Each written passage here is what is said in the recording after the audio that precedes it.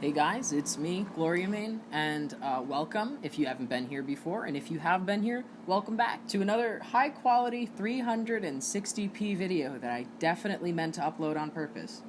So now hold on. So you might have noticed there's a little bit of ambiance here in this room right now. It's kind of not really my fault, but for the sake of this video, to kind of make it seem a little bit more natural, I'm just going to set this whole thing in Five Nights at Freddy's Pizza, because they happen to have that same AC in their pizza place. So, like, I could be in FNAF. Anyway, so the reason that I'm here at Freddy Fazbear's Pizza is so that I can talk to you guys about a show that I watched recently called Infinity Train.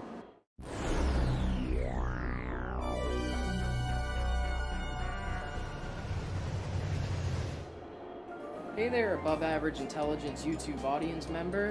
Do you like trains? Do you like puzzles? Do you like learning how to become a better person through life and death God damn it, Discord. Do you like breaking the rules and standards that society has set upon you? And that other stuff that I said when Discord interrupted me? Well, if in any case you happen to like some of those things, then have I got a show for you. Advertising aside, though, today I am going to be talking about Infinity Train, so if you're not on board with that, you should probably... Infinity Train. It's a show created by Owen Dennis for Cartoon Network and then later on created for HBO Max. It had its pilot bought up back in 2016, and the show itself is a mystery, comedy, science fantasy drama, and on top of it, season-wise, it is an anthology series. Generally, the show tells the stories of several different groups of passengers, focusing on one in every season, as those passengers traverse through this infinite train. It's a mysterious environment, and as they go through it, they face trials, they face difficulties that might test their friendship or question why they're there to begin with, until eventually they reach whatever happens at the end of their dedicated seasons.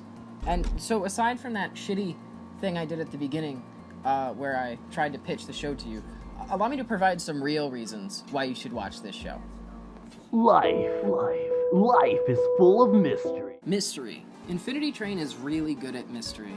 Now, I'm the type of person who will watch a show and try and figure out exactly what's going to happen by the season finale, like from episode 1 or 2. Just understand that as someone who tries to predict where a show is going, this one kind of impressed me just from how difficult it was to try and come up with reasonable predictions. The show was unexpected with what it did with its plot, and if you're looking for a show that isn't just predictable drivel or baby garbage, whatever, this is a really good show for that, for both young adults and adults alike. It's very good. And I know what you're thinking. No, I'm not going to stop making FNAF jokes. I'm literally in FNAF right now. I've never been happier in my entire life. That's just a theory. Again. Now, another thing that Infinity Train has going for it is that it's got some pretty good lore. Kind of linked and similar in how they do mystery. Their lore's pretty good. For the most part, they follow the rule of like a show-don't-tell kind of thing. It leaves a lot to the imagination and is really fun, especially when you're trying to predict what happens or think about possibilities that might come up towards the end of the series. I've made a severe and continuous lapse in my judgment. Dark themes. This show has some dark themes. As a show that, yes, did air on Cartoon Network, they do some pretty dark shit in some rights. For a show put on a predominantly cartoon-based network, you could kind of say that they get away with murder. I know some of you are gonna laugh at that, but that's because you watched the show already, but anyway. Super Mario in real life. Characters. Now, similarly to Five Nights at Freddy's, there are a varied cast of interesting characters that I enjoy watching in Infinity Train. Though the Five Nights at Freddy ones are through a little security camera tablet, the ones in Infinity Train really interest me because of how unique each and every one of them are. Now, not to explain any character in specific, all the characters seem to have a good sort of chemistry with one another when they're going through the train, and they have it for good reason, because without that chemistry, none of them would be able to progress. So even if you're a total asshole character, or you're the most lovable cute thing on the train, you still gotta work with each other if you wanna get out of the train and keep moving forward, as the show kinda lets you know from the start. Now, getting into the characters just from the first season, we can start off with Tulip, who is the coder, the gamer, the explorer, the person who does all of the mystery and all the interesting stuff in the show. They're the human, they're the stand-in for us, and they go around the train and they just kind of do stuff. That's what they do. They're a cool person, they're relatable, their parents are getting a divorce. Hey, divorce boys, let's high five in the comments, am I right? Then we get to 1-1, who is the little bipolar ball robot that rolls around with two voices.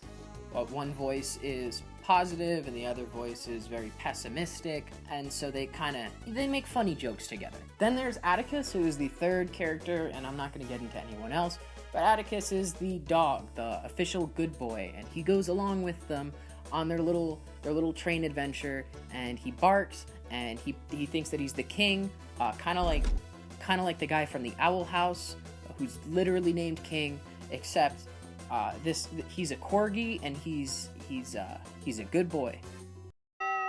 Infinity Train is a good show. Now, I'm not going to tell you that it's the best show in the world, because it's not. But I am going to tell you that I do recommend that you watch it, because it is a very good show. It's also a show with a very low time commitment, where you could watch all 3 seasons in about 5.5 hours from start to finish, all in one day, and then you get the full experience. The fact that it has such a low time commitment with such a high net gain in just good content is one of the reasons why I really recommend this show. Who's driving a motorcycle?